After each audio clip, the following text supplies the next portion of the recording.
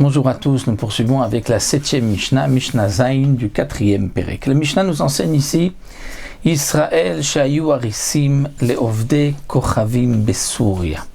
Nous avons voir le din de Souria. Souria, c'est la Syrie, c'est ce qu'on appelle Aram, Neharaim et Aram Tsova, qui sont toute une région en Syrie où il y a un din particulier, puisque c'est David Ameler qui a fait la conquête de Souria, de Aram Tsova et Aram Naharaim.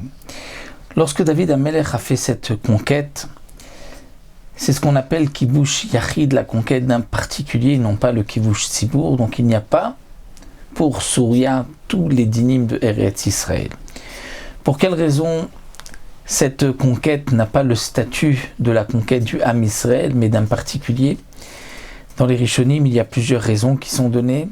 C'est, d'après certains, parce que David Ameler a conquis cette terre avant d'avoir terminé de conquérir tout Eretz Israël. Il aurait dû d'abord terminer tout Eretz Israël et ensuite rajouter sur Eretz Israël. Mais il y avait encore des endroits en Eretz Israël qui n'avaient pas été conquis, donc depuis l'entrée des Bnei Israël à l'époque de Yoshua bin Nun. D'après d'autres Rishonim, la raison c'est que David Ameler n'a pas conquis sous l'ordre d'Hachem et tout le peuple n'était pas présent au moment de cette guerre, donc ça a un statut particulier, le statut donc de Souria, qui n'est pas vraiment comme Eretz Israël, mais qui n'est pas non plus comme Chutz Haaretz. Et c'est pour cela que la Mishnah va nous dire un Israël qui est Haris, c'est-à-dire qui est un métayer, le Ovde Kochavim, pour un non-juif Besouria en Syrie. Rabbi Eliezer Mechayev Peroteh b'Maasrot ou b'Shvit. Rabbi Eliezer dit qu'il y a une obligation de prélever Trumot ou Maasrot sur les fruits qui ont poussé donc dans ce champ, et aussi on est tenu d'appliquer les dinim de la Shemitah b'Shvit. Alors que Rabban Gamliel Poter, Rabban Gamliel dit non, que on n'est pas tour. Alors le Barthénoura précise que d'après Rabbi Eliezer, pourquoi on est chayav? Parce qu'il considère que la Syrie a le même statut que Eretz Israël, la terre d'Israël, pour les Maasrot et pour la Shemitah. Rabban Gamliel dit non, que les Chachamim n'ont pas donné à la Syrie le statut d'Eretz Israël.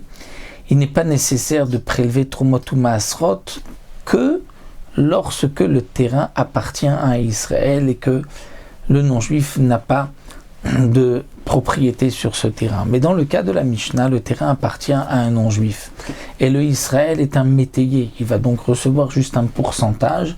Dans ce cas-là, Rabban Gamliel considère qu'on est dispensé de prélever Trumot ou Maasrot et on n'est pas tenu d'appliquer les dinim de la Shemitah puisque le terrain lui-même appartient à un non-juif.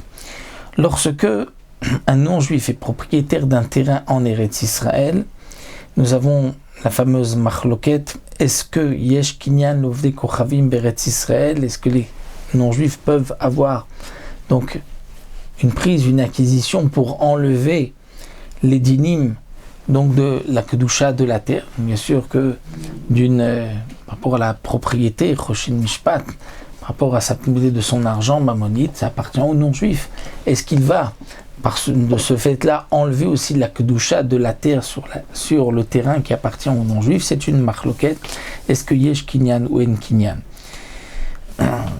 Même si on dit que yesh kinyan, de toutes les manières, ce n'est que minato. À Mimiti Rabbanan, on devra prélever Trumot ou Maasrot, puisque ça a poussé malgré tout en Eretz Israël lorsque le Gemar Melacha s'est fait par un Israël.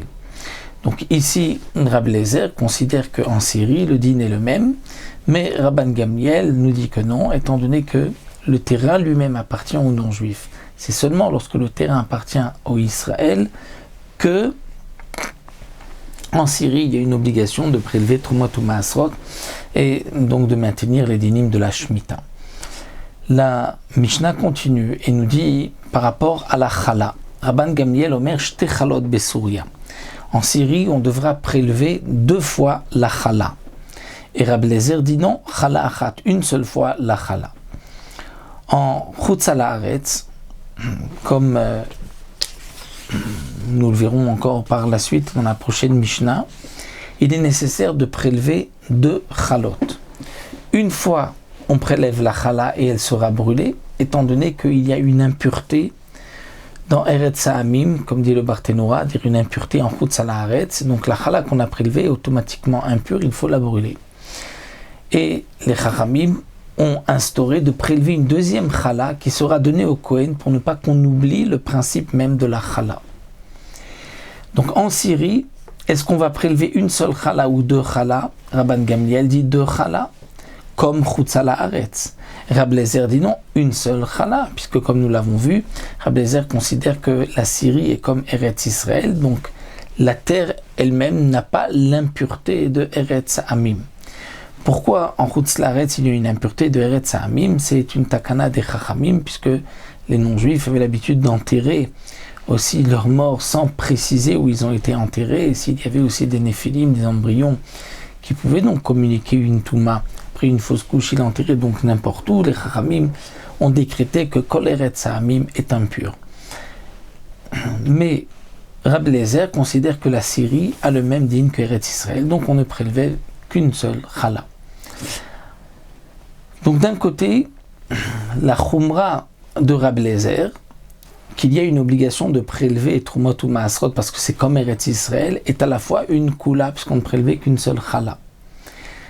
Rabban Gamliel qui était Mekil par rapport au Maasrot et par rapport à la Shemitah, puisqu'il disait qu'on n'est pas tenu de prélever Trumot ou Maasrot, mais lui était Mahmir pour la chala puisqu'il exigeait qu'on prélève deux chala. Alors, Achazou, Kulosh Rabban Gamliel et Kulosh Rabbi Eliezer. Les gens à l'époque avaient pris à la fois la kula de Rabban Gamliel et la kula de Rabbi Eliezer. Pour la chala, il ne prélevaient qu'une seule chala. Et pour Trumot ou Maasrot, il disait non, il n'est pas nécessaire de prélever Trumot ou Maasrot et on ne faisait pas de Shemitah. Et il y a là une contradiction. On ne peut pas prendre une kula et une autre kula si les deux koulottes se contredisent. Puisque une kula vient nous dire que la Syrie est comme Chutz Haaretz. Et l'autre kula vient nous dire non, la Syrie est comme Eretz Israël. Alors il faut choisir. Lorsque les koulottes se contredisent, on ne peut pas prendre deux koulottes. Et c'est pour cela que Chazrou, Lino, qui devait Rabban Gamliel et Shted Drachim par la suite, donc les Chamim ont poussé les gens à suivre un seul avis, celui de Rabban Gamliel, que la Syrie n'est pas comme Eretz Israël, précise le Barthénoura, donc ni pour Maasrot et pour Shvit, lorsque le propriétaire est un non-juif, lorsqu'il a une part dans le terrain, et ni pour la chala. Donc on prélève deux chala comme Chutz Haaretz, et on n'est pas tenu de prélever Trumot ou Maasrot, et on ne maintenait pas donc la Shemitah. C'est ce qui est marqué donc dans la Gemara de Hérouvin, que celui qui fait les coulottes de l'un comme les coulottes de l'autre est un rachat. C'est-à-dire de prendre les coulottes, et de chaque fois suivre celui qui permet, c'est être rachat lorsque les coulottes se contredisent. Donc, ici la Mishnah nous a enseigné donc, le digne de la Syrie, et nous verrons dans la Mishnah suivante le digne de Eretz Israël et de Chutz Haaretz.